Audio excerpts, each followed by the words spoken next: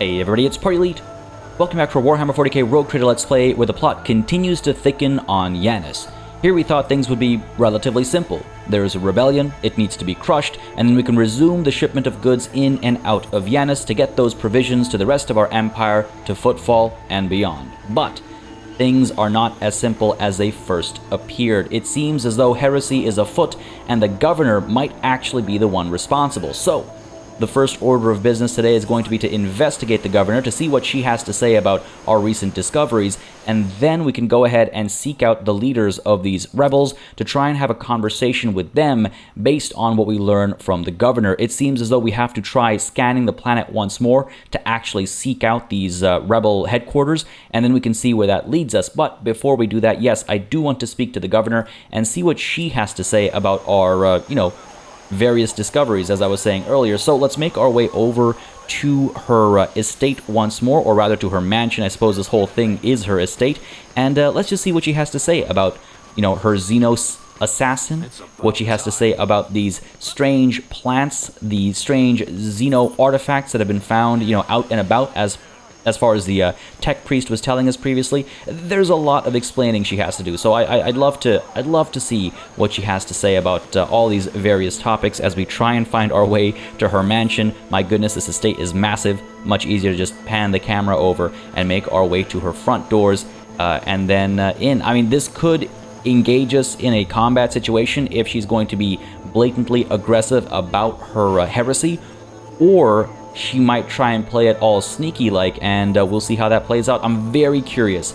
I'm very curious about how this plot develops moving forward. I was most certainly not expecting this turn of events. I need to keep reminding myself that we are technically in Act 2 of the game, so more advanced plots, more interesting twists and turns are likely to happen, and what I've seen so far has been thoroughly entertaining. Folks, if you've been enjoying this series as well, if you would like to see it continue and see more and more of this game in its early access alpha state, please don't hesitate to keep letting me know by leaving those likes and comments down below. They do make a very big difference in just letting me know what people are enjoying on the channel and what I should keep doing, so leave those likes, leave those comments, and we'll see the series continue. Now, we're back here at the door. We will meet the governor with my entourage in case things do go sideways. This time, not worried about other assassination attempts, but the governor herself. Let's head on in and, yeah, see what she has to say. I'm a little nervous about this confrontation, but I think it's an essential one, because she might have some explanations, she might have some justifications, maybe we've misunderstood everything else. I highly doubt it, but she is of high society, so I must give her a chance to explain what's going on before we pull the trigger on the wrong person. So, to that end, yes, we have a bunch of new conversation options, and I think we're going to go through them one by one. Are there any I want to prioritize if, push comes to shove sooner than expected, if I ask the wrong questions at the wrong time? Let's begin with this one. You're forcing settlements to pay their tithes in human bodies. Straight to the point. Let's get to the thick of things right off the bat, shall we? What? Really, Rogue Trader? You speak as if you actually believe the claims of those wretched peasants? I do not ask anyone to pay the tithes in human bodies. I am reducing the burden on the settlements which have suffered as a result of unsuccessful experiments involving enriched food, and I'm gathering the worst affected subjects, those who are no longer capable of work, for further study. Some among my circle would call such concern for the underclass a weakness which may have incited rebellion among the emboldened rabble. That doesn't sound right at all to me. That doesn't sit right. What about the strange changes in the planet's flora and fauna that you neglected to mention? You've been speaking to the Magos then. A very wise man. However, his fixation on evolutionary processes seems a little extreme to me. Yanis was heavily cultivated, forests were cleared, and mountains raised across half of the planet. It is no surprise that we are still noticing the consequences of those changes. It's possible that the planet's mutations are connected to waste runoff from the harvesting equipment, and the changes in wildlife behavior could be a reaction to the expansion of the cultivated area. Vistenza shakes her head with a laugh. Are you surprised by my knowledge of the topic? Our whole dynasty has dedicated itself to taming Yanis, this plentiful yet stubborn planet. Every member of the Viet bloodline is versed in the fundamentals of planetary engineering and its consequences. Slanting a look at Pascal, Idira remarks lightly. Looks like the sciences aren't only the preserve of the Adeptus Mechanicus. Doesn't that infringe on the authority of the esteemed Magos? This statement is true, but who do you suppose were her teachers? The Adeptus Mechanicus. All knowledge flows from us. Well done, Pascal. Well played, well played. Now, her explanation for that question was a lot more reasonable. This is what I mean. Everything that was previously suspicious might not be so problematic, but at the end of the day, she is working, not just working with, but employing XENOS. And I don't believe what she had to say about those human bodies that she was taking on as tithe. Rumors have reached me about oddities among Yanis's population. I don't deny it. Some of our experiments exact a higher toll on the population than others. You see, recently one of the noble families of Yanis has taken on the difficult task of enhancing the attributes of our workers. So far, it has involved introducing experimental supplements to their food and mental conditioning in monitored settlements. Sometimes procedures are disrupted and part of the population suffers from side effects. The specialists of the Gravaz family would be better placed to inform you on this topic, but alas, they are currently engaged in the field. That seems oddly convenient, and again, she'll have answers for everything. I'm sure she's prepared a little dossier, if I were to come across this information. So some of these explanations, as justified as she might seem in making them, do still cause some concern for me. Like, this experimentation, is it, sanctified? Is it acceptable? Is it within the limitations of what the Mechanicus and what the Administratum would approve? I don't know. Doesn't sound like it to me. And at the same time, the tech priest mentioned ancient ruins belonging to the XENOS. Why was that not reported on previously? I know to what you're referring. Strange structures of unknown material. For the prevention of any unfortunate accidents, I ordered the area to be declared out of bounds for all. Some things are better off left under a thick layer of dirt, beyond the grasp of even the enlightened minds of the Mechanicus. Very suspicious.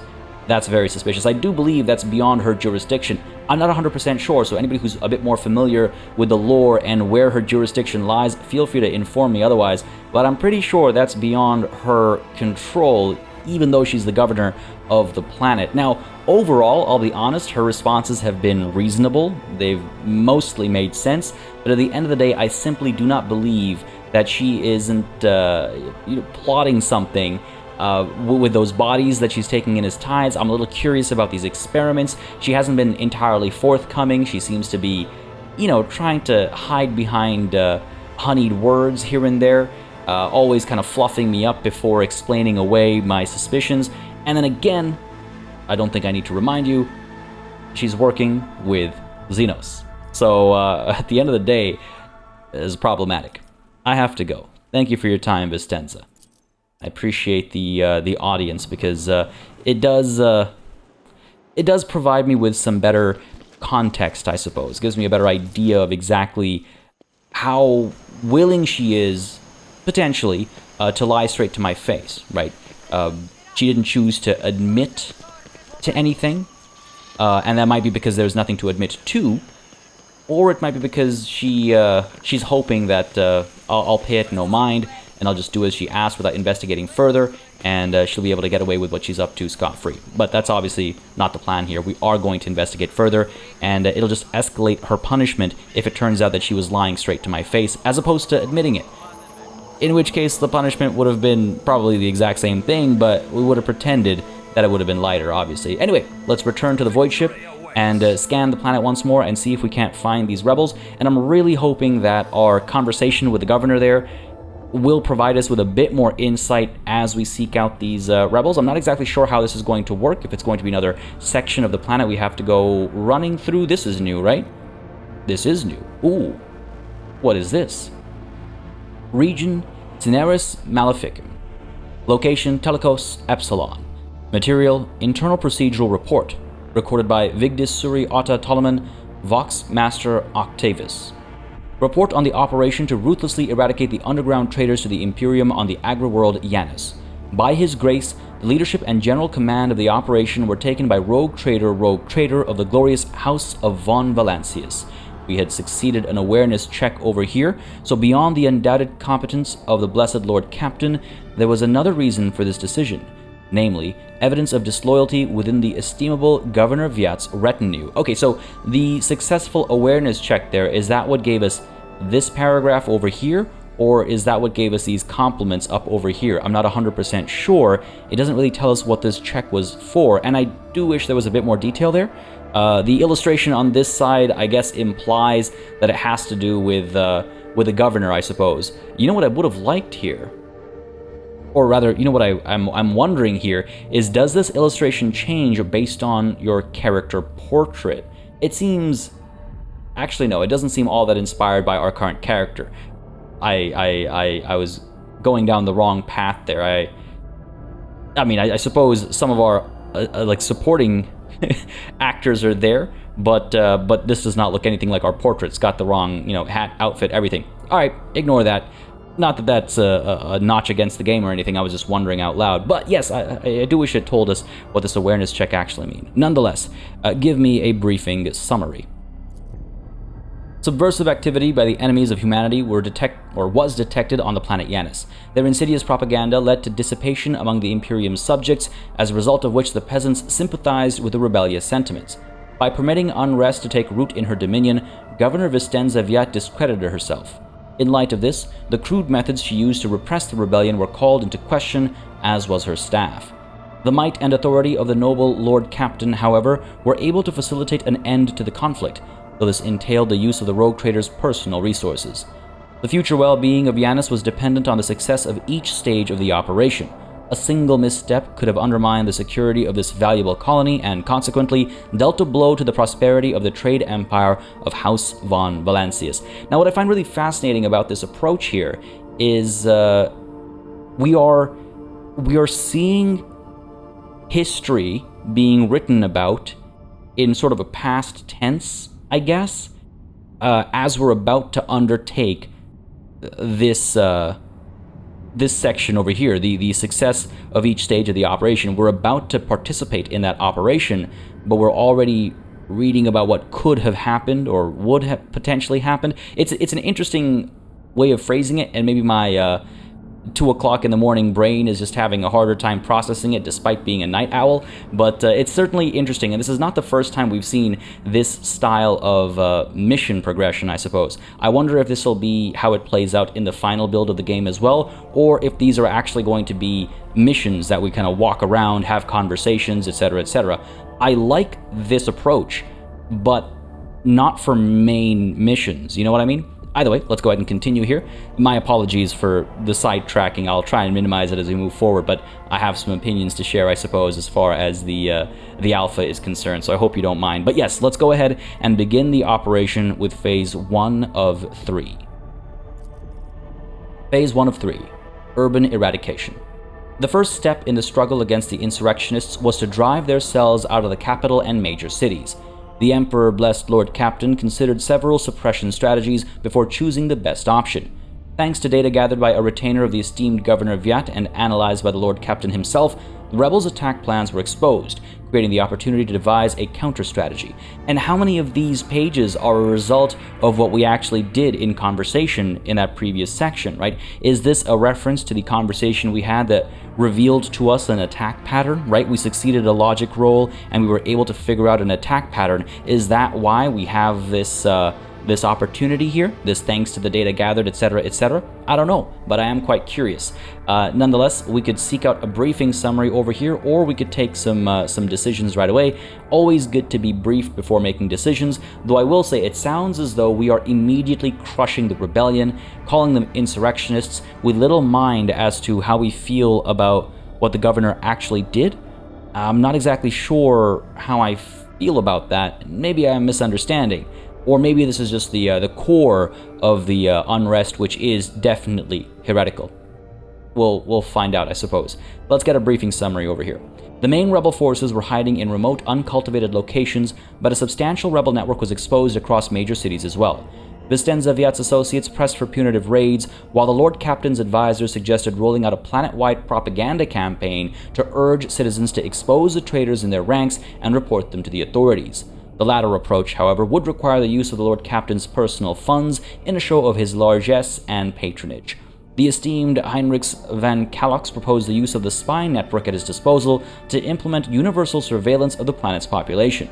Intelligence revealed that the rebels were collaborating with the planet's criminal underworld. The esteemed J. Hidari suggested contacting her links in unsavory smuggler circles with the aim of planting agents in the rebels' underground network. Okay, that's pretty cool. What if we'd left J behind? What if we'd played that differently? Would we just not have that option available? Nonetheless, it seems as though the Lord Captain's advisors, that's our advisors, are suggesting the planet-wide propaganda campaign, so perhaps we should go with that.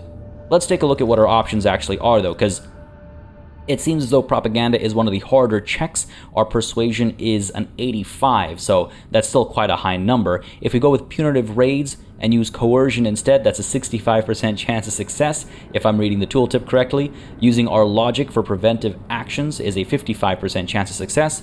Or we can do universal surveillance, which is 65% chance of success. Or we can plant agents as proposed by Jay, using our commerce instead, with a 75% chance of success. Really cool to see how these various skills come in handy in these kind of mission circumstances. I think we're going to go ahead and use our propaganda, use our persuasive capabilities, and try and get the people to out the heretics hiding among them. Let's go for it. Propaganda it shall be. Failed. Wow. That is far from ideal. The campaign organized by the esteemed Lord Captain's people did not produce the expected result.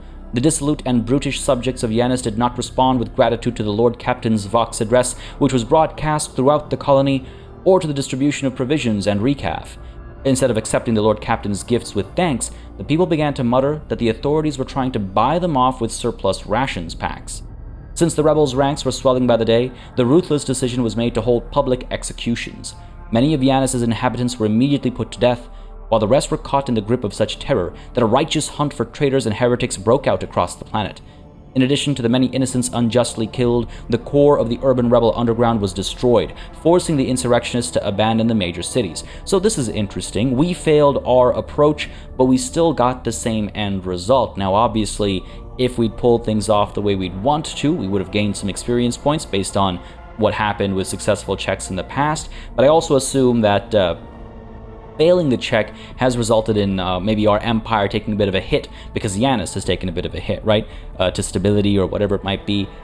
Again, just curious about how else this may have played out, and just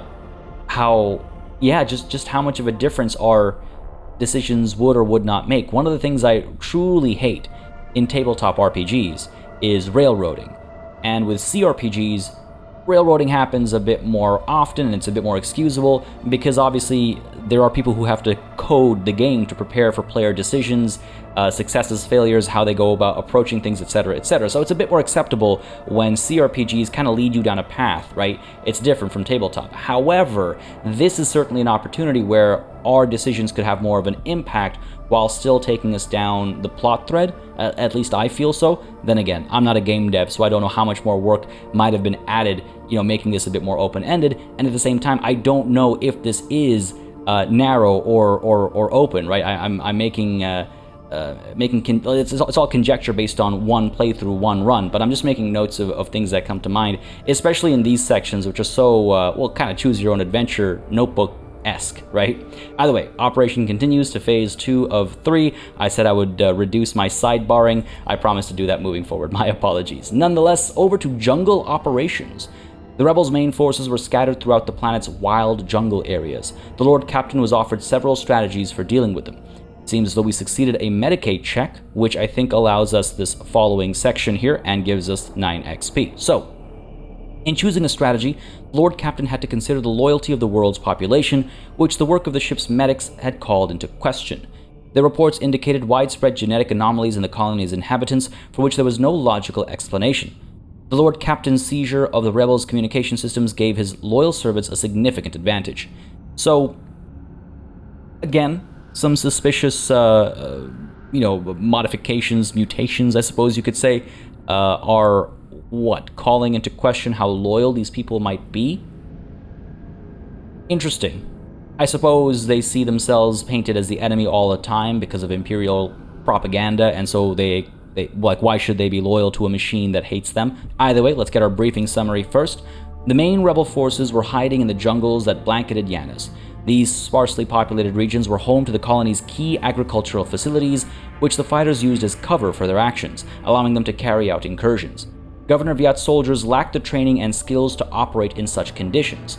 In addition to this, the ship's medics reports revealed a broad spectrum of genetic abnormalities among the governor's soldiers and among Yanis' peasant population. Active sources of radiation or biological xeno threats were deemed unlikely, but the influence of the ruinous powers on the bodies and souls of the planet's inhabitants could not be discounted. Given this information, it would have been unwise and dangerous to place any trust in the locals. The Lord Captain's personal guard was better trained and capable of landing in the jungle on boarding shuttles, although deploying it in combat operations posed the risk of losses to the ship's crew. The esteemed Abelard Wersarian proposed using the rebels' own weapons against them. Their strength lay in the covert guerrilla tactics of their attacks. The esteemed Abelard expressed his conviction that he could teach the basics of these tactics to soldiers of the planetary garrison, eliminating the rebels' advantage. The esteemed Sister Argenta suggested enlisting the broad masses of the planet's loyal population to aid in the fight.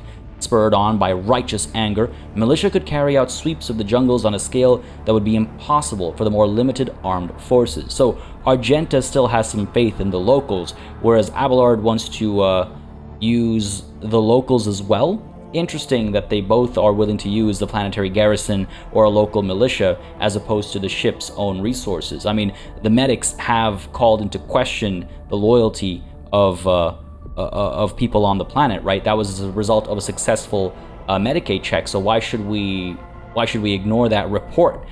I feel like Abelard and Argenta are being a little foolish over here. So I'm maybe going to take a risk. We could try and use Persuasion Vox game. What do you mean by that? Again, a decent chance of success over here. Persuasion with a negative 30. I wish... See, the thing is, in the system on tabletop, things aren't listed as DC. DC is a very, Pathfinder, D&D kind of a thing. So DC negative 30, is that giving us a plus 30 to our roll, or is that giving a minus 30 to our roll?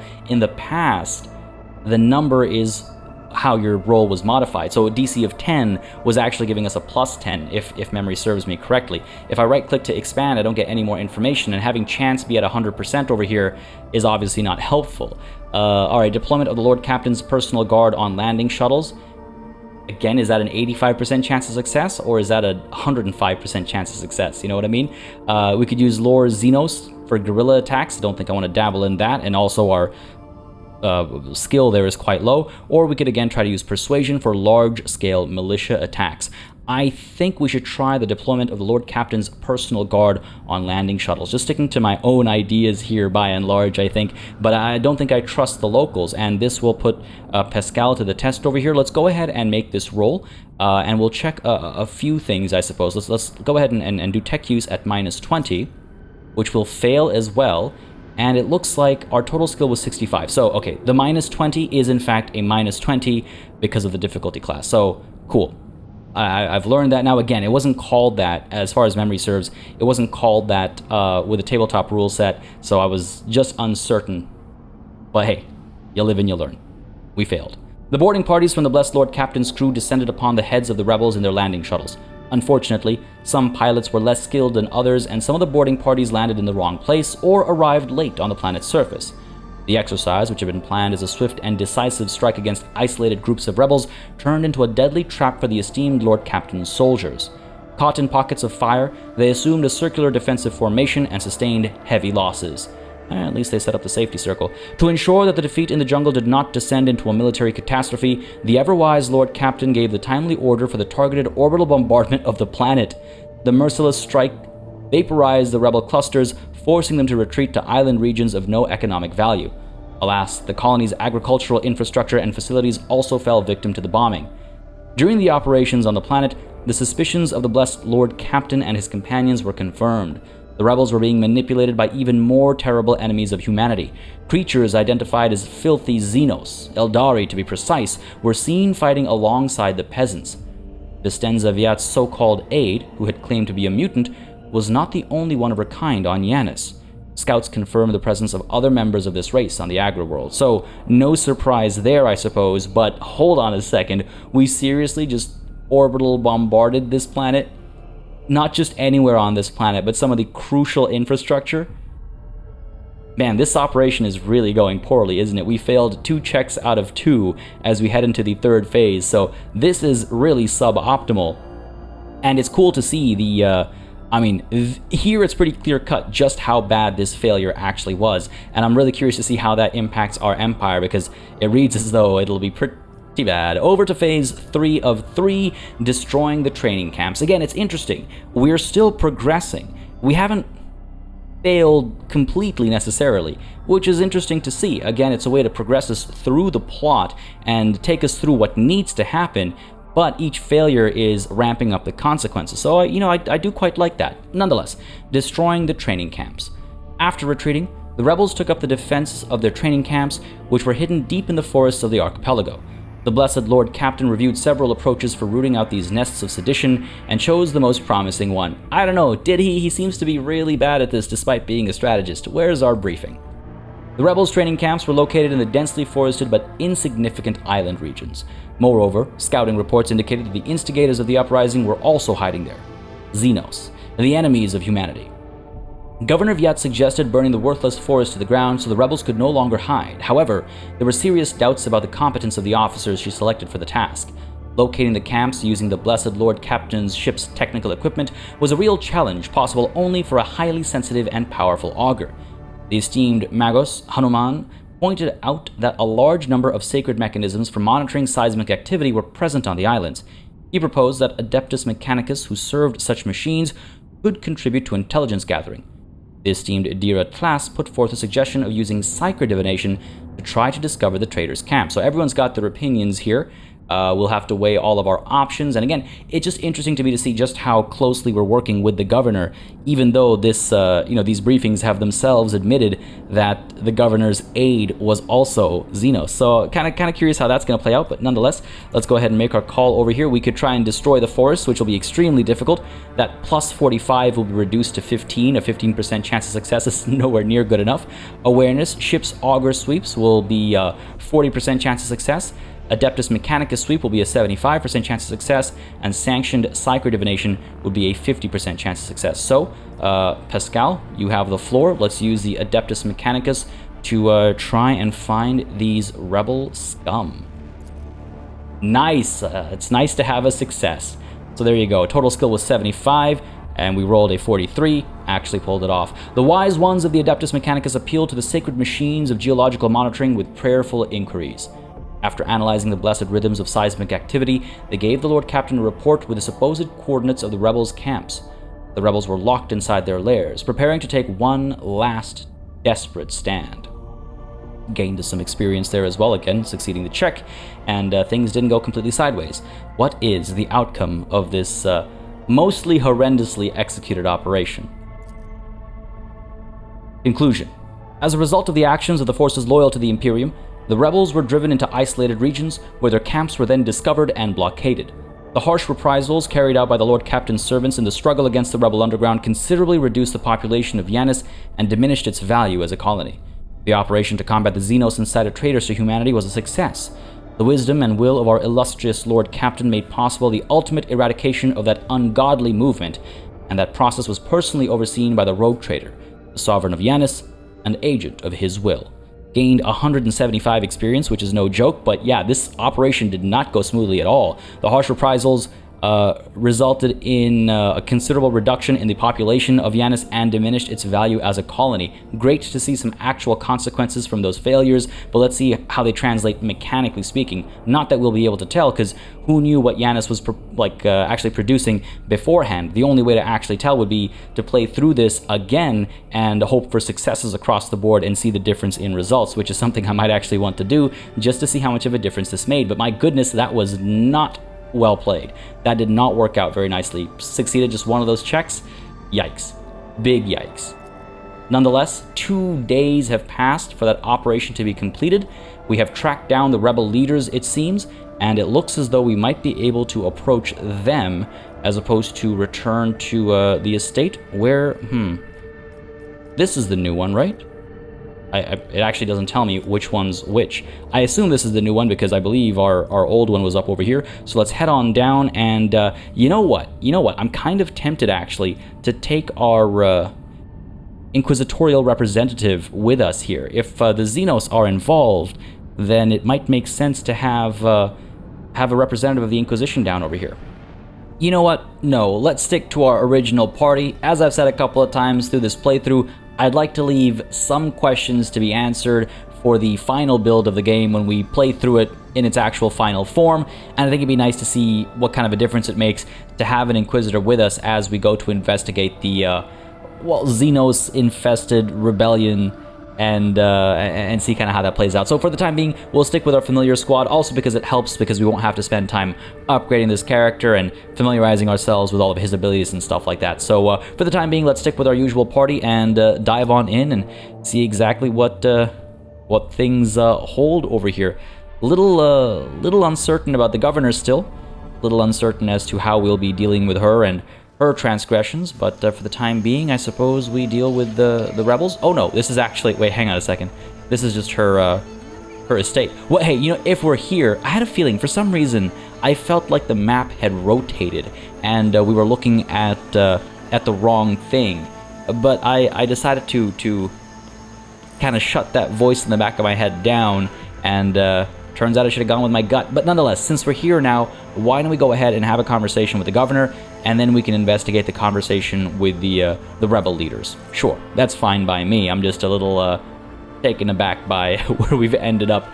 Gotta shoot the navigator in the back of the head for that transgression, I suppose. But let's head on in with the entirety of our entourage, please and thank you, and let's see if new conversation options have actually opened up, or if it's still more of the same, because things have progressed, though in a different format, right? It was in storybook format, choose your own adventure format, as opposed to actual in-game moving around, and it seems as though, you know what, no, it actually hasn't opened up any options, so back out we go over to our void ship to head to the actual rebel leaders. My apologies for that, folks.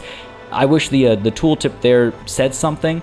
Maybe I missed it, but I'm pretty sure there was no mention of what we were looking at that would have warned me of where we were about to end up. Not the end of the world, it's a short trip back and forth, and the load times aren't that bad either, so that's all well and good as we head back to the void ship and yes, make our way to our actual intended destination.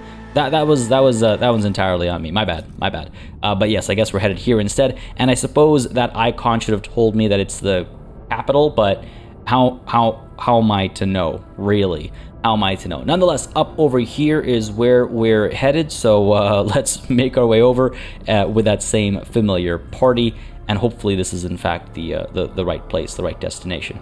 Man, it's really cool to see how having Jay opened up some options, and I do wonder how differently things would have played with a different set of characters, you know, through Act 1 and Act 2. Really exciting stuff, as here we are in a very different kind of environment. Let's quickly take a look at our journal over here. The Demiurge is still the mission that we're on right now. Make planet fall on Yanis, that's been done. We're up over here, track down the rebel leaders. The information obtained during the operation has made it possible to pinpoint the location of the rebel leaders on Yanis. The rapid deployment of a small team and armed recon on the ground will solve the rebel problem on Yanis for good. So I guess this is our opportunity now to really learn what's going on after having taken care of the massive heretical element. I guess that makes sense, and hopefully things will be a bit more open-ended down over here as I make sure to hold tab down so we don't miss anything. Seems like a pretty linear path right now over to... Oh, is that the estate? Oh, that's interesting. Oh, that's kind of cool. Ah, alright, neat. What do we have here? An athletics check to get down, and an athletics check to get up. Okay, interesting. They're actually of different difficulty classes, but yeah. So this is a plus 10, and that's a plus 30. Would be nice to have the pluses there. I think that's where my confusion was coming from. And to be clear, when I pointed out my misunderstanding of DC, I'm not blaming the game. I'm entirely taking the fault as my own. But I can always suggest what I think would help make things a bit clearer. I've never seen so many plants before, not even in our arboretum. What? Arboretum, I suppose. Oh, that flower there. I read about it in one of the works of Genitor Canassian. Your display of knowledge, atypical for a layperson, would warrant approbation were it not for the fact that Genitor Canassian was excommunicated approximately 3 centuries ago. A little bit of mini squabbling and banter going on among our squad mates. I would definitely like to see more of that in the full game as well. I do want to see more back and forth. I think about Mass Effect often, the entire Mass Effect trilogy, and how there was always back and forth between party members and how it would be different depending on which party members you took with you. So would always like to see more stuff like that as we make our way down, hopefully not taking any damage for anybody who fails this athletics check. Let's head on down. Who thought that was a good idea? Or I suppose let's not. Athletics check failed for Abelard. Can we come on. What? Unexpected result. All right, there we go. That's a weird one. That's a really strange one. There's a core rule. If you're playing a tabletop RPG, if you're the GM, you never make players roll for something where failure isn't really an option. Was there an alternative route? Not that I can see. So why even have a roll there? Just let us down. I mean, maybe there is an alternative route, and I just missed it. Is this okay? You know, let's try it. Let's try it, just to see. Because yeah, that's one of the core things to keep in mind is like, don't make people roll if they don't have any other option. But you know what? I stand corrected. It seems as though there was another option. Though it looks like this is leading us somewhere completely different. So if there's only one way to get down there, shouldn't it be a freebie? Unless it's not plot relevant and it's only for extras, I guess. Sure, fair enough. We do have rebels up over here as well. This guy just kicking the crap out of that building there. Yeah, now you've got me wondering, game. Now you've got me wondering. All right, fine. Have it your way then. Let's head on back down and make our way down over here. Game got me. Game got me good. I was what? That time we took some damage. Yikes. Head on down. Excellent. And I mean, am I really concerned about missing, what is that, 12 HP? I think we'll be fine. I think we'll be fine as we engage quite a few enemies over here. Yeah, just not sure if this is connected or not, but do I want to pop a shot to kick things off? Do I want to head down over here? Again, there's no stealth mode per se, but if I can get down here, I might be able to lob a grenade or something up over here, get some damage done to a couple different people. Though staying up here is probably a better idea, because then the Ripper Rebel, who we know to be a melee combatant, is further away, and it'll take them a bit longer to get to us. I guess there's the ramp up over here. You know what? Let's not overcomplicate matters. Let's get Abelard, I suppose, popping his Melta. Do we really need this? It's kind of needlessly gratuitous, I suppose. Let's not do that. If I do toss his grenade, can he toss it over here? It doesn't really say where he's going to end up or anything, so hard to say. Hard to say. We could instead flip over to Argenta, maybe get the bolter shots going and finish this guy off with some easy bolter fire. Toss him back. There's no real mystery here. This is going to be a simple one. Let's go for it. Pop the shot. At least get rid of this guy nice and early. And trigger a much bigger battle than I realized we'd be getting. Okay. Damn it, we're under attack. Kill the intruders. We got some heavily armed rebels. And we got, let's see, what do we got? We got Pascal, we got Argenta, then we got this Ripper Rebel up over here, we got this Sharpshooter Rebel back over here, then it's the Rogue Trader himself, this Combat Servitor, we got these rebels down over here, then Idira, Abelard, up to the Cutthroat Rebel, this Diversionist Rebel, and then this Rebel up over here, and then Cassia, followed by a couple of, oh my goodness, this is a huge battle. What's even the point of keeping a track of that entire initiative order? It's going to be changing as we get some damage done. So Pascal, you are up first. Are we able to use your AoE Plasma Overcharge to kill 2 people over here? Ooh, or to kill... Nice. 4 people up over here. If we hit that, that would be excellent. And I suppose we could stay put and do it from over here, or do we want to move ahead and not really get any cover from any meaningful direction? This... terrain is really blocking my view. We could creep up to here so that we can at least make some progress, I suppose. Kind of try and close gaps to some of these enemies down over here to get our axe seeing some action. But let's pop the plasma overcharge up over here to try and eliminate, yes, 4 of the rebel scum right off the bat. Let's go for it. Come on. Not ideal. Nobody died, but hey, at least we caused some damage there. Let's go ahead and pop this Machine Spirit Communication. And let's see if Argenta can't finish some of them off, I suppose. End our turn there. Argenta, you're up. Good clean shooting up over here, I imagine. We could pop on the go. Sorry, shot on the run. I keep referring to this as on the go in my head. Shot on the run. We could maybe get a little bit further up and get our burst fire a bit more freely, I suppose. Yeah, we can get up to here. We risk exposing ourselves to some of these guys if they come up this way, but that's not the end of the world. Do we have a clearer line of fire from up over here, though? And that's not too bad. If we decide to go over to here instead, again, still no cover. 6, 10, 19, 0 versus 38, 19.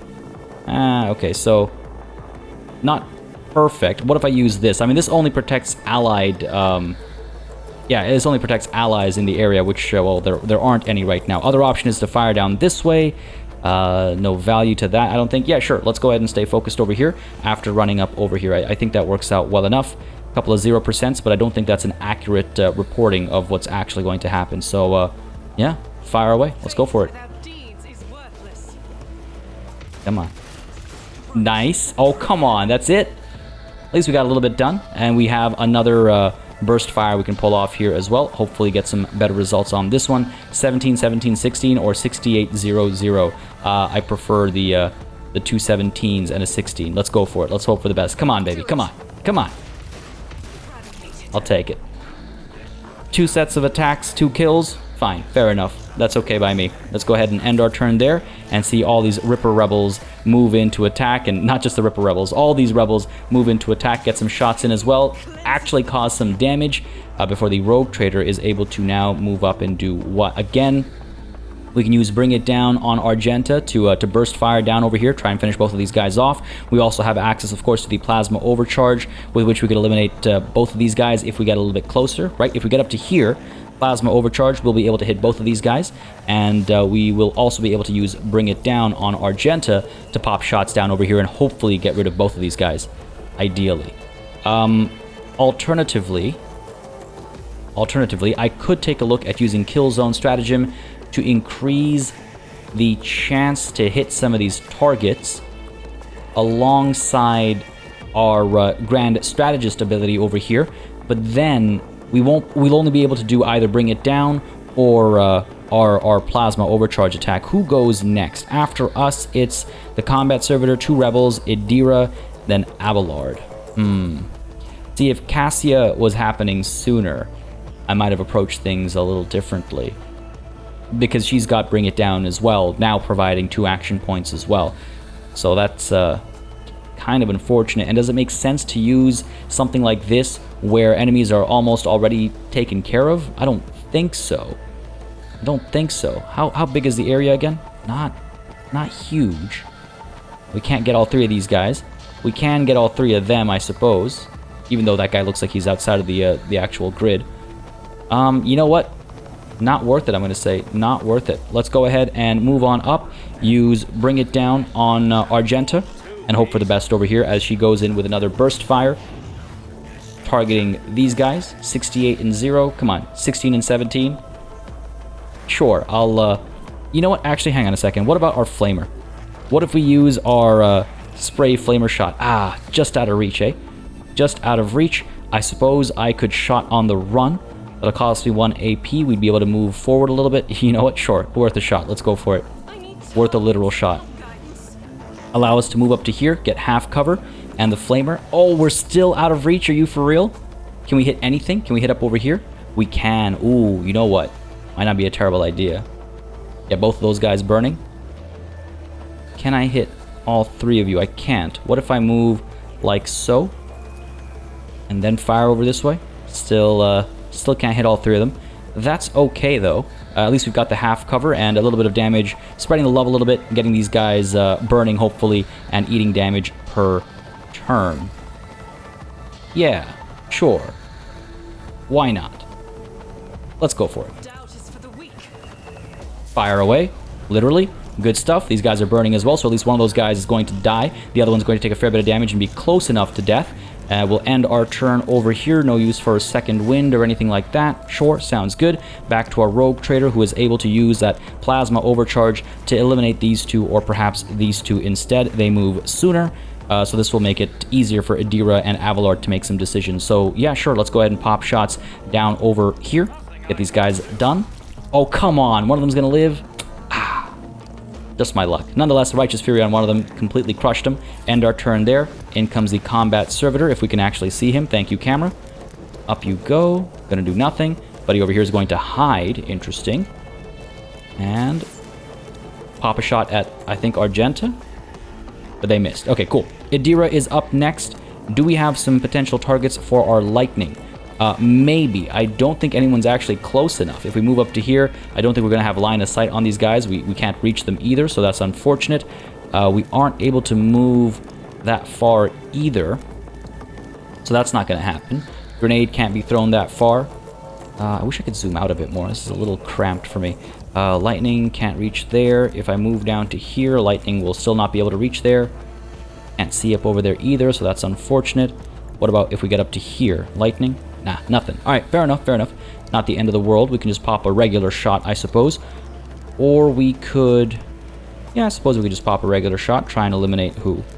Who goes after us? Abelard and the Cutthroat Rebel over here. And then this Cutthroat Rebel, followed by this Diversionist Rebel, who we can't hit from where we stand. And then this Rebel over here, who we can hit. Alright, sure. Why don't we go ahead and use our single shot to try and eliminate this Rebel. And, save Cassia some trouble, I suppose. Go for it. Come on, baby, please. Make that shot. Nice. Love to see it. Excellent stuff. 3 action points left over. Why don't we go ahead and study defenses. Can we use that on anybody? Doesn't seem to be the case. Why not? Why not? Study defenses. The adept tries to find weaknesses of the studied enemy. But... Is there a range limitation? One enemy creature within medium range. Why doesn't it highlight the range on the map? Okay, fair enough.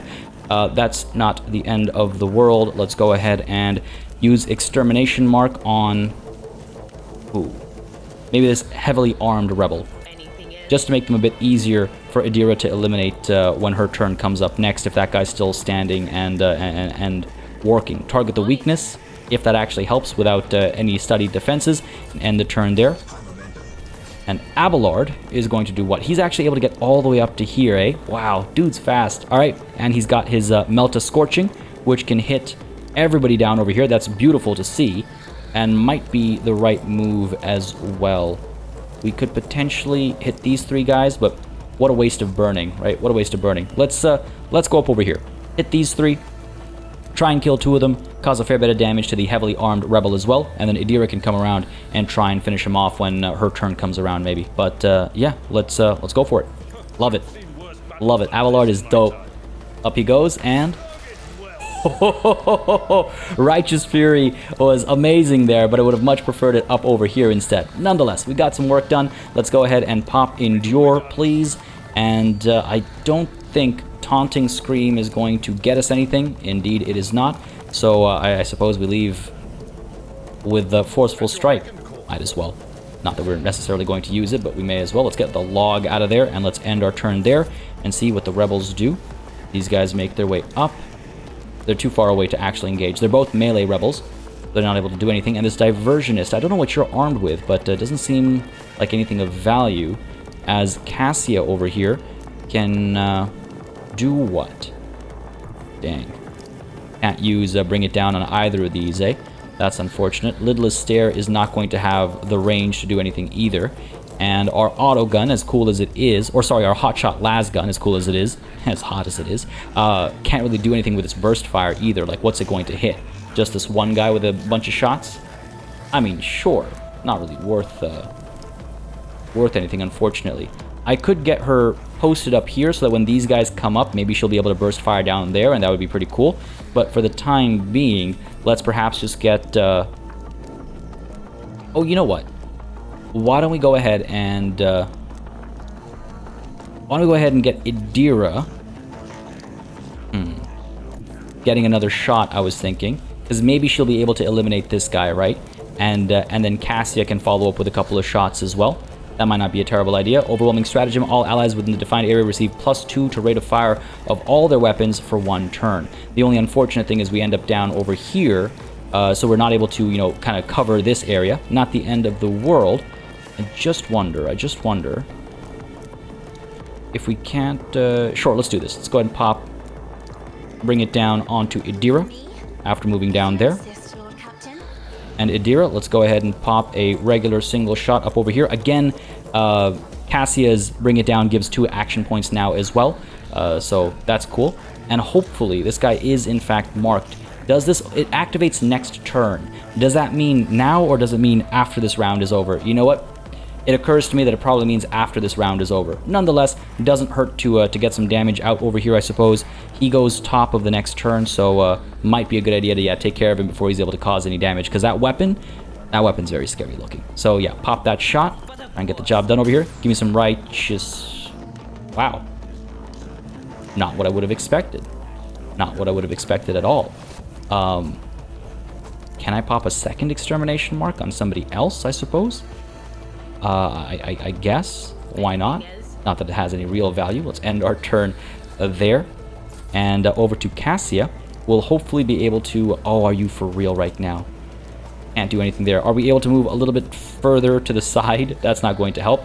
Are you for real right now? My goodness. That's unfortunate. Okay. Not the end of the world. Not the end of the world. Let's go ahead and fire our burst fire up over here. Get rid of this rebel. Yo, that really is unfortunate. What other weapon do we have? We have this, which should be able to hit, but a 50% chance to hit seems like something of a waste. Maybe worth a shot. Like, literally worth a shot, you know? Let's go for it. Roll the dice. Again, somewhat literally. Fire away. Come on, Cassia. Nice, you know? It caused some damage. Not a lot, but some. Now let's go ahead and pop this down over here. I want to get it to Argenta, but I also wanted to affect Cassia if she's able to come up over here, but I just don't know if that'll be an actual option. Trying to get the camera to be a little bit higher. There we go. You know what? Sure. Let's just pop it over here, and we can operate around this region instead, this zone. Cool. Overwhelming stratagem activated. Let's end our turn there and see what the rebels get up to. Oh, that guy took some damage before he made his way up, so that's good. Other guy died because of the fire. This guy managed to get a couple of hits in. Not ideal. And here comes the heavily armed rebel. What are you going to do? This is going to hurt, isn't it? Oh boy, we're clumped up. And we're actually okay. We're actually okay. That was a bit of a surprise. Pascal, you are up. What to do with you, buddy? What to do with you? So, Buddy's up over here. He's still on fire. He's going to die next turn. Buddy down over here, burned to a crisp. All that's left behind are a pile of bones. So, Pascal, what to do with you? I suppose we could creep up and finish this guy off, but he's already destined for death, right? We could fire up over here instead. 30% chance to hit. Not amazing. Not amazing by any stretch of the imagination. What if we try to hit down over here? 40% chance to hit, but we get rid of the heavily armed rebel. Though, again, Idira kind of has him marked. Let's, sure, let's fire up over here. Let's go for it. 30% chance to hit. What's the worst that could happen? That worked out pretty well, actually. Good stuff. Cool. End our turn there. Is there anything else worth doing here? I don't necessarily think so. Study enemies. Carefully studying a group of enemies, the adept learns of their weak points, increases the incoming damage of the first adept's attack in the turn against the studied enemy by the adept's intelligence bonus. Again, no real value. You know what? Let's just end the turn there. This battle is almost done, as Argenta is now able to open fire. In which general direction? Let's head back to our bolter over here. Burst fire. Looks like we do not have a clear line of fire there. What if I move forward ever so slightly? How about now? Now we can fire down over there, I suppose. Can I really not hit these guys? I want the extra shots from being in this overwhelming stratagem area. That's not really working out for us. From up over here, burst fire will potentially hit these guys, but not any further back. That's a real shame. That's a real shame. But you know what? Let's creep on up to here and pop military excellence. And not rely on this stratagem to get as much damage as we can get done. I think that makes the most sense. So, military excellence it shall be from up over here. And let's just open fire over here, right? Single shot down on this Ripper Rebel first. Maybe we'll knock him back. No, but we will get a Righteous Fury. Let's pop another shot over here. Or should we spread the love and then hope that single shots will get the job done? You know what? Nah, let's finish him off. Let's go for it. Down you go. Let's try and get rid of this guy as well. 95% chance to hit. Nice and easy. Righteous Fury. Love to see it. Pop a shot up over there as well. Come on, baby. Ah, that's a bad miss. But in comes our Burst Fire to hopefully get rid of both of these guys. Can we? Looks like we actually won't cause any damage to the combat servitor, eh? We don't have a crack grenade over here, so that's not going to be an option. We can go ahead and, I guess, burst fire up over here? Or over here? I can't... Yeah, I guess this looks like it'll hit potentially all three of them. So, sure, let's go for it. Fire away. Nice. Very nice. Very nice. Love to see it. That was beautiful. All right, good stuff. I guess we can end your turn there. Argenta, no use for a Warhammer or anything like that. I mean, I guess it'll give us some momentum, so it doesn't hurt. Get her done. Good stuff. End our turn there. And now the sharpshooter is going to pop a shot, I assume. No. Gonna move closer. Only ever so slightly. And then fire at Argenta and miss. The not-so-sharpshooters are back, eh? Alright. Rogue Trader, what to do with you? We could, I guess we could bring you up to here and then toss a crack grenade on this combat servitor. Nope, don't have the reach, unfortunately. In which case, why don't we go ahead and creep up to here and fire down at nobody, apparently. Well, that rebel is perhaps a target. 23% chance to hit. Nonsense, nonsense. Can I pull back to here and fire on this guy? Kind of. None of these are really all that valuable. How about from up over here, just on this guy? Causes a bit of damage. What's our other weapon? Melee only, right? Yeah, okay. From up over here, then, let's bring it down on Argenta. She'll get some shots in, and then the Rogue Trader will get some work done too. But Argenta, you're up. I just wonder if the burst fire up there makes sense, or if I should... Nah, that's for Adira. Sure, burst fire up over here and hope for the best. Fire away. I'll take it. At least one of those shots landed, right? I'll take it. End the turn there. And then the Rogue Trader over here. It's mapping this camera really kind of claustrophobic. Not actually, but like, they're tight. It's very tight. But yes, Rogue Trader, time for a plasma single shot on this combat servitor. When he gets a bit closer, we can experiment with our crack grenades, because from here, no reach, unfortunately. Fire away. Come on. Alright, bit of damage. Again, he's got a long way to go still, right? So that's okay. Kill zone stratagem. Sure. Do we have sight over here? We do. It'll help Adira out. Yeah, why not? Why not? Good stuff. End our turn there. In comes the combat servitor. Hopefully not near enough to actually get any work done, but near enough to be hit by a crack grenade next turn. And what do we have going on over here? Popping some shots. Gonna hit Abelard, cause no damage, good stuff. And Adira, your time to shine. Fire away at this heavily armed rebel. And, yeah, get the job done. Let's do it. Beautiful. Righteous Fury, 38 damage. Are you kidding me? That's legit. Alright, good stuff. Adira, you are done your turn. Abelard, you're up. This guy's gonna burn to death, so no need to focus on him.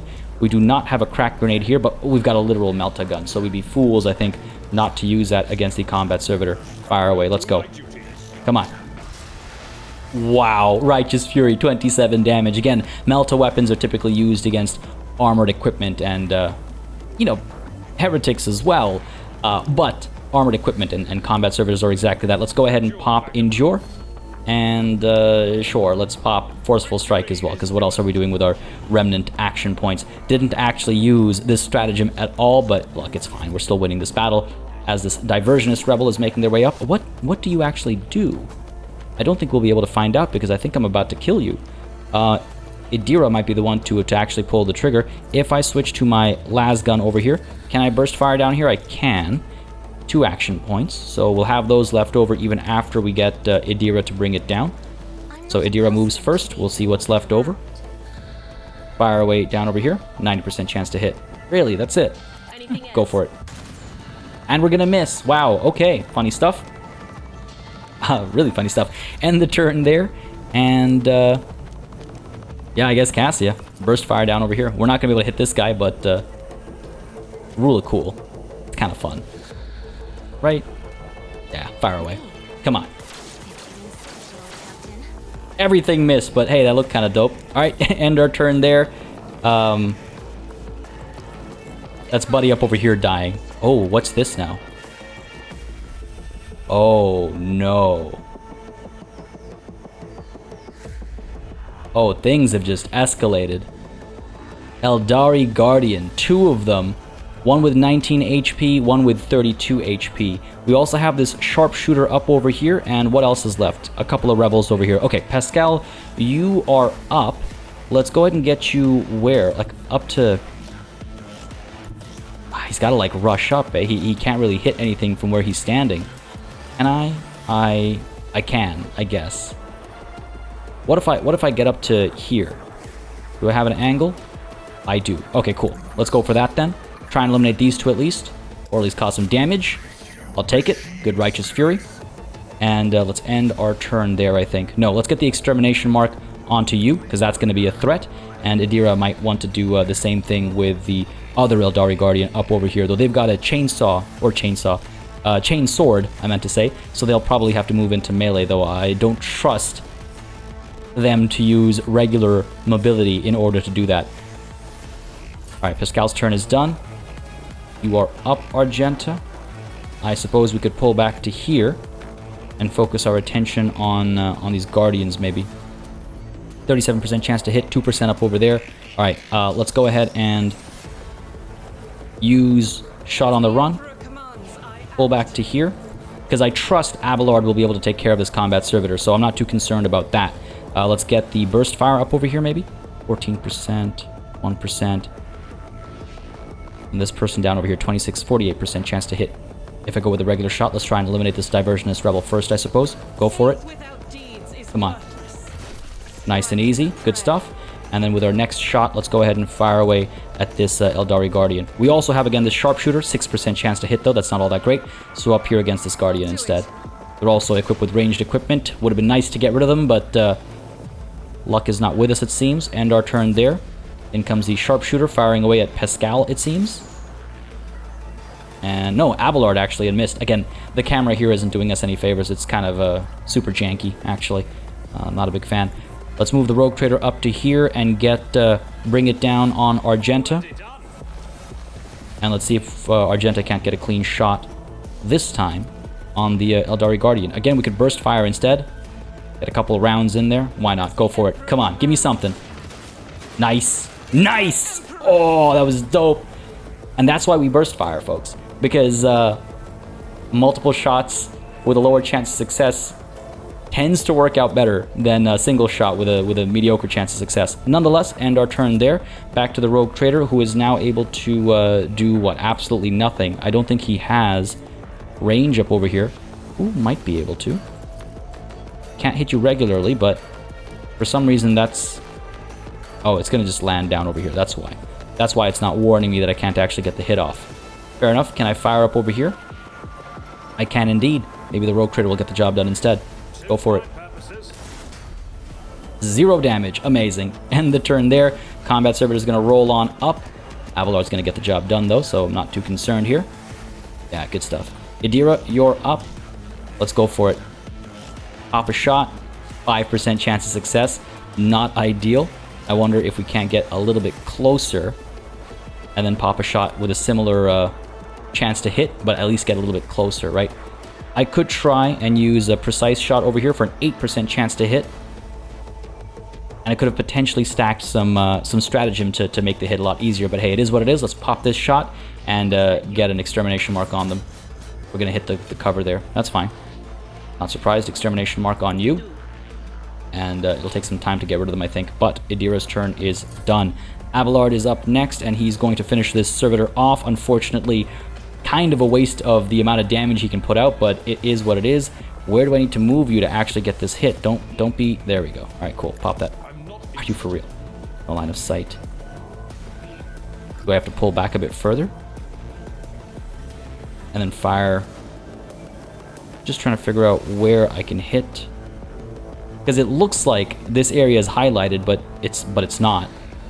I can fire over here. All right, let's. What if I get up to there and fire from there?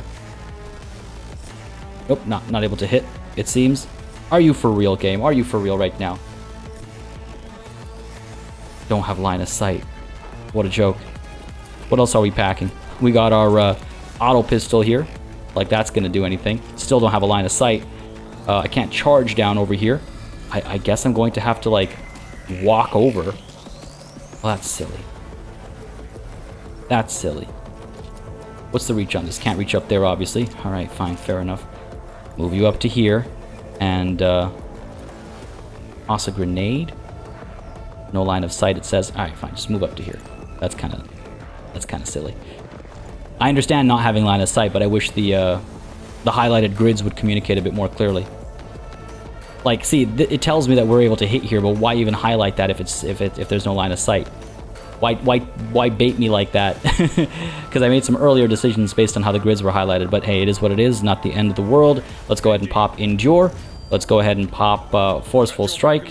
Not much else we can do. I suppose I could have reloaded, but that's not necessary. We're topped up. End the turn there, and flip to Cassia, who's going to do what? Overwhelming Stratagem up over here. Argenta can burst fire with a lot more shots, I suppose. I don't know how valuable that'll actually be. Yeah, sure, why not? Let's try it. Pop this up over here. And Cassia herself will need to move a little bit closer before she'll get any shots on the enemy, I think, right? I don't think we have range. No, we don't. All right, cool. So let's move you over to here. And why don't we go ahead and get move onto Idira, so that Idira can be better positioned for next turn. This makes sense. Get you up to there. Good stuff. What to do with you, Cassia? What to do with you? Don't need that. Probably could have got Idira to pop a shot, actually. Foolish me. But we can switch to this and pop our own shot and hope for the best. We do have the option to get Grand Strategist to enhance the current stratagem we put down. Sure, let's do that, and then we'll pop our shot. Again, that might help Argenta next turn, right? While over here, we're going to pop our shot, 6% chance to hit. And we're going to damage the cover. That's actually good, I'm fairly sure. In comes the Guardian. Again, it's an alpha. Let's forgive the janky animations. But look at that range, my god. That was a lot. That was a lot. Nonetheless, Machine Spirit Communication for everybody up over here. Good stuff. Pascal can then move on down to here, I suppose, and pop a single shot onto this combat servitor. No, he cannot, despite the highlight implying he can. How do we not have a line of sight from up over there? We have... It is what it is. Instead, we could, I suppose, move up to here and pop a shot. This guy's still there as well. 4% chance to hit. What about down over here? 3% chance to hit. My god, they are difficult to hit. And a 92% chance to dodge as well. That is no joke. Go for it, sure. Gotta drop this Guardian. 32 HP. That's no joke. Go ahead and mark that target. Unavailable. Alright, fine. Just end your turn. Just end your turn. Argenta, you're up. And I suppose, even though we're not going to move, we could pop shot on the run to get a free shot out there, basically. So, shot on the run. And using our stratagem that's on us, we should get 8 shots out. And with a 2% chance to hit, my goodness, I don't know how this is going to play out, but hey, let's go for it. Come on. Come on. Nice, nice. Yo, that was legit. You know what? That was great. That was good. I'll take it. I'll absolutely take it. One more is all we need here. Come on, baby. Come on. Ah. Argenta almost had an extra baller moment. I mean, that moment was very baller, don't get me wrong, but it was almost extra. All right, it's okay. Okay. In comes the sharpshooter over here, popping a shot at who? Ooh. Trying to hit Argenta, destroyed the cover instead, so that's a bit of a situation. But the Rogue Trader, are you able to strike down here? 2% chance to hit. What about up over here? Nothing. Can't reach. All right, fair enough. We got a grenade. Nope, no reach. Fair enough. Regular shot it shall be then, I suppose. No other option from where we stand. Fire away. And miss. No surprise there. Go ahead and get Argenta popping some shots then. We didn't miss. We maneuvered the target such that they'll be more easily hit. Now, we cannot burst fire again because we're so low on ammo, and this is our last shot in this bolter. We could instead use the flamer, I suppose. Ah, just out of reach, eh? Even with this, just out of reach, really. Or are you? I don't know what to trust as far as the squid is concerned. It says will cause damage, but the highlighted boxes say otherwise. You know what? What's life without risks, I suppose? Let's go ahead and pop shot on the run. And then let's go ahead and get our flamer shot stream. Just experimenting here, I suppose. Alright, got nothing there, as I kind of expected. So, back to our bolter. And let's hope for some decent action here. Though, the bolter has reloaded. That's kind of strange. Don't know why that happened, but I'll take it. Fire away. Nice! Just needed the one shot, but I don't mind the overkill and the cacophony. Alright, good stuff, good stuff. End our turn there. Rogue Trader, back to you. Let's go ahead and put the kill zone stratagem up over here, I suppose. Just so we can be more likely to hit them. In comes the combat servitor. In clear view of Abelard now, I should hope. Probably going to actually hit Abelard 2 and cause a ton of damage, but we'll be fine. Let's get Idira creeping on up to here. And she's actually out of ammo, so all we can do right now is reload, I suppose. Dang. What's your other option here? Just a pistol or a chainsword. Alright, move up to here, reload. Of course. And next turn we should be able to pop our shot.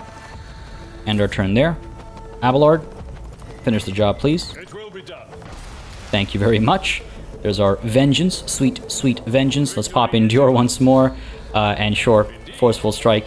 And end our turn there. Over now to Cassia, who I guess will creep up to here and use... Ah, come on. Just out of reach. What about from over here?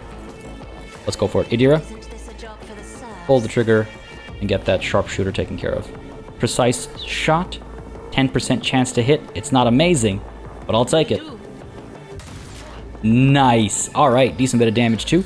End our turn there. Cassia, you're up. I suppose you could pop a shot up over here. 7% chance to hit. We've seen worse work out. And... ah. No such luck. Alright, let's go ahead and pop overwhelming stratagem. It's not necessary. Just end the turn there. Cool. Pascal is up. Fire away. What about a regular shot? 6% chance to hit. Of course, we're going to miss. Bit of a joke. End your turn. Argenta's up. Can we creep up and get a better shot? Surprised we can't jump down or anything. First fire. Go for it. 39% chance. Come on. One of these has got to land, right? Wow. For real. I forgot to do a shot on the run as well, so that's on me. End the turn there. Come on. Come on. Oh, don't pull back. Damn it. And they hit Argenta. Okay, fair enough. Shouldn't have talked so much smack, I suppose. Rogue Trader can...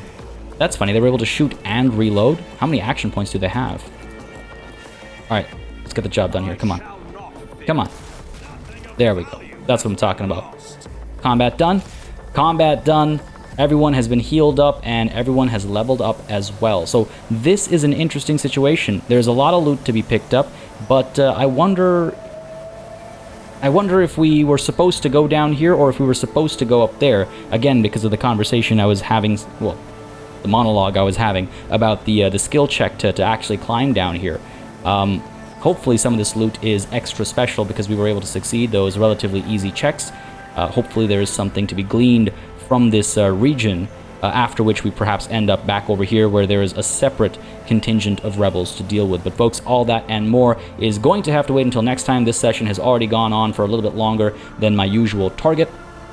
I hope you enjoyed this one. I most certainly did. That battle at the end there was really cool. Really neat to see the Eldari in as well. Just, I mean, I cannot believe this game is only in an alpha state right now. There is so much. And yeah, there's some jankiness like we saw climbing down the ladder and stuff, but there is so much going on, and I'm having an absolute blast. Again, if you are too, leave a like, leave a comment down below, folks. It makes a very big difference with regards to the content you see on the channel. And of course, as always, a massive thanks goes out to all of the channel members and patrons who've been supporting the channel on a monthly basis, keeping us alive and running smoothly. And of course, a big old thanks goes out to each and every one of you for watching. Until next time, cheers.